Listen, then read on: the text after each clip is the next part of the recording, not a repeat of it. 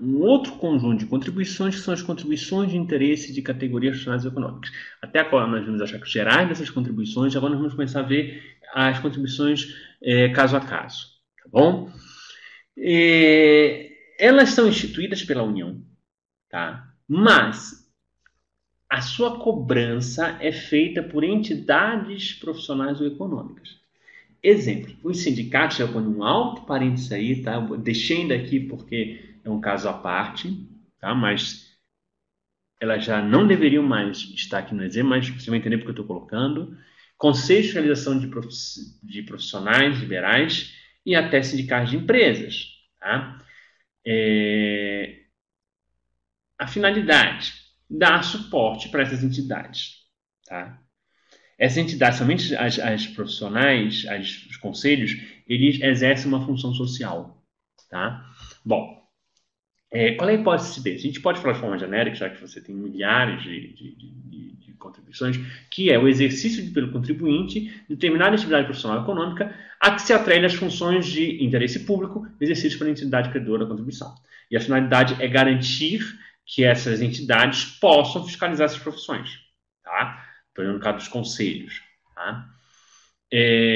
Nós temos a principal contribuição, que a gente chama de contribuição anuidade, tá? Que tem como direito ativo os conselhos regionais não profissionais. Por exemplo, o CREA, que é o Conselho Regional de Engenharia, o CRM, o Conselho Regional de Medicina, entre tantos outros. Tá? Ela normalmente é um valor fixo, tá? Uma anuidade, e ela normalmente é parcelada. Tá?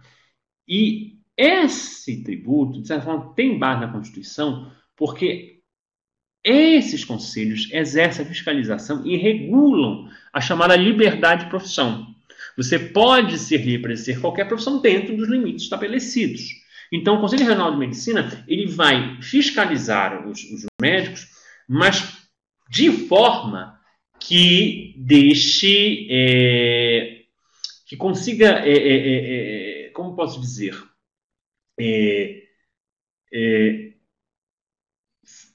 conformar a atividade médica às normas que regulam a profissão. Tá?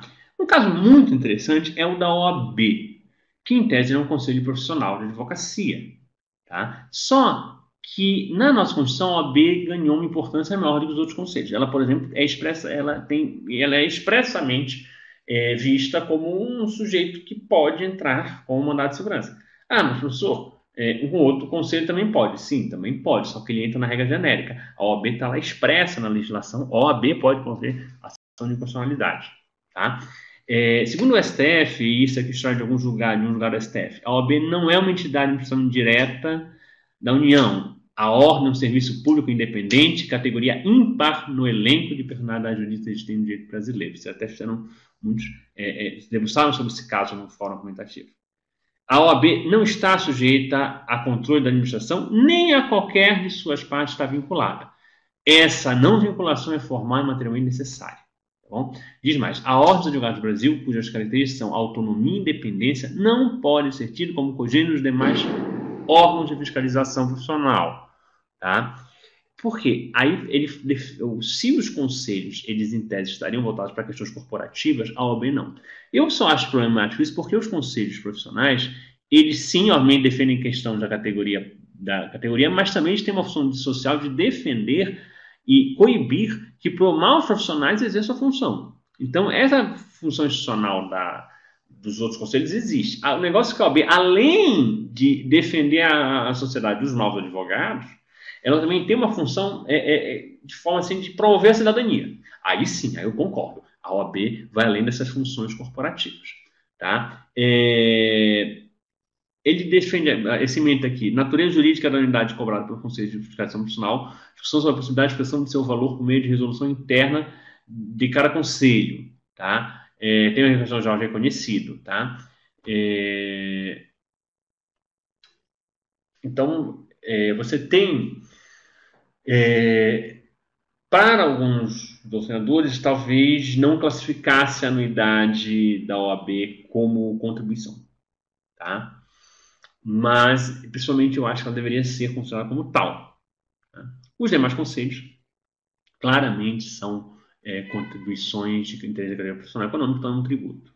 A contribuição, a chamada contribuição sindical, que foi muito conhecido como o vulgo imposto sindical, foi extinto pela reforma de 2017. Então, eu poderia dizer assim, olha, foi extinto, acabou-se, beijinho no ombro e vamos seguir em frente. Mas é interessante fazer algumas reflexões. Essa legislação, essa aqui, o artigo 578, vocês estão vendo em tela de vocês, era a antiga redação, tá? Que era devida aos sindicatos, pelos seus representantes, recolhidos e aplicados na forma estabelecida neste capítulo, tá? E o capítulo anterior, o 579, dizia que era devida por aqueles participantes de determinada categoria profissional em favor do seu sindicato. Tá? Era cobrado uma vez ao ano e equivalia a um dia de salário. Tá? E era descontado também na folha. O próprio empregador já recolhia e já repassava. Era uma contribuição compulsória. Você tinha, então, o imposto sindical e a própria contribuição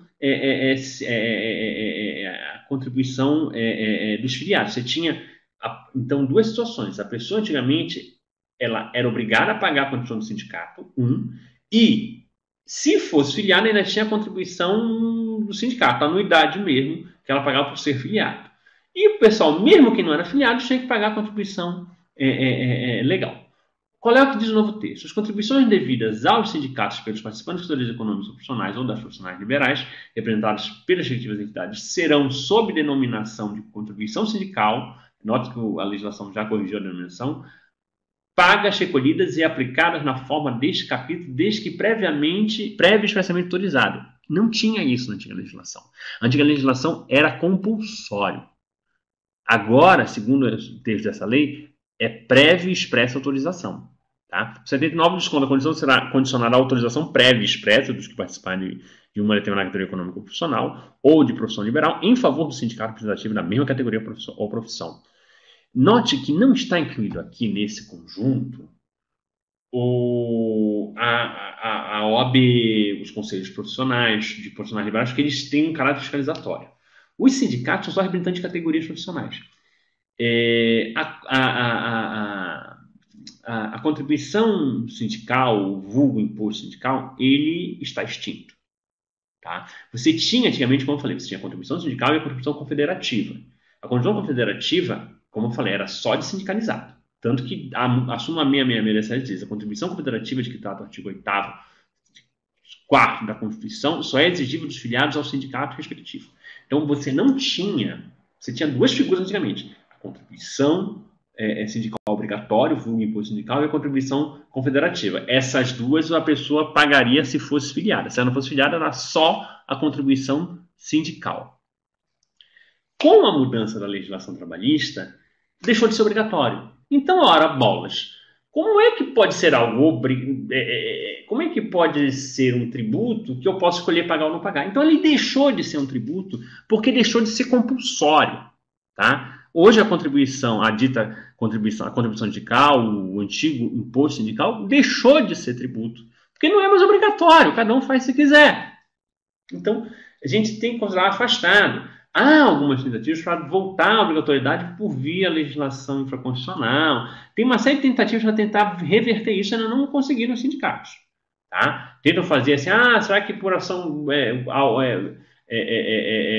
convenção, acordo coletivo? Eu entendo que cada trabalhador tem que falar expressamente que quer pagar.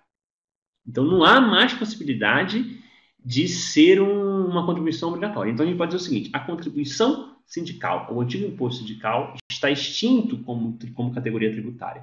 Ele continua a existir como contribuição confederativa de filiado. Então, os sindicatos hoje têm que buscar a filiação.